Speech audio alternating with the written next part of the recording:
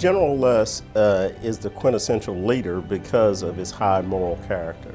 And he not only exhibits that, he's day to day now, but he's exhibited that throughout his entire career. And he's also expected that of those around him.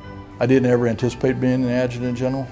Got offered the opportunity, and so I did. I committed myself to it, but also it wasn't very long into it that I realized, I said, this is one fleeting opportunity that I have to try to make things better for all those that are serving. So I think the legacy of General Lusk is the people that he mentored and brought up underneath of him, and will continue with what his vision was. Let's do everything that we can to make life easier and better and more conducive for those young men and women that volunteer to serve.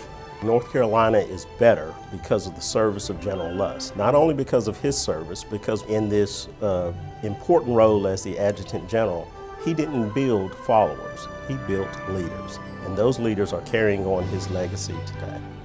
I grew to realize, throughout nearly 40 years of military time now, that the most valuable, most important resource in the North Carolina National Guard are the individual soldiers, the individual airmen that they stand in formation every single drill weekend, they put their name on the line and answer that call, whether it be for hurricane relief or any other emergency throughout the state, by order of the governor to going overseas. I am extremely grateful that the governor has recognized General Lusk for this award. To give 40 years of your life in service to our state and to our country is just truly extraordinary. And he hasn't just been there, he has led.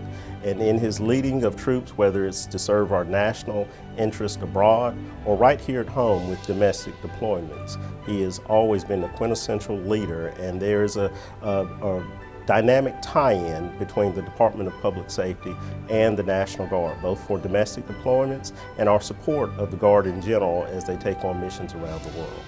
What would General Lusk say about winning this award? Well, I'm sure he never gave it any thought at all. Well, first of all, it's absolute total surprise.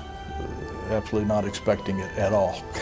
So humbled by it, particularly as I've learned how rare the Spirit of Carolina award has been. He has never been somebody who has particularly sought the limelight, and so it kind of fits into that his role is really the embodiment of a calling. He was called into this service, and he was called to lead as a part of his service.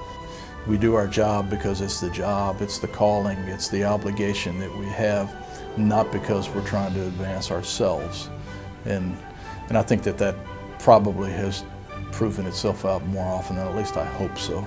But I know that he punched me in the arm and said, "Hey, a little bird told me that you wrote me up for this award."